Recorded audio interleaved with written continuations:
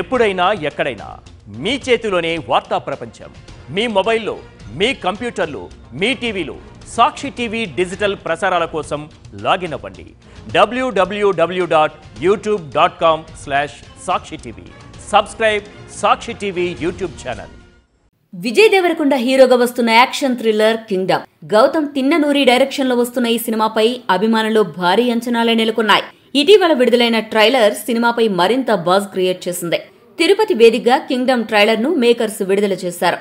ఇక రిలీజ్ కు 3 రోజుల సమయం మాత్రమే ఉండడంతో హైదరాబాద్ లో గ్రాండ్ ప్రీ రిలీజ్ ఈవెంట్ నిర్వహించారు.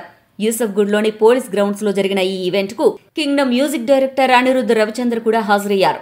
ఈ సందర్భంగా తెలుగు ఆడియన్స్ ను ఉద్దేశించి ఆసక్తికర కామెంట్స్ చేశారు.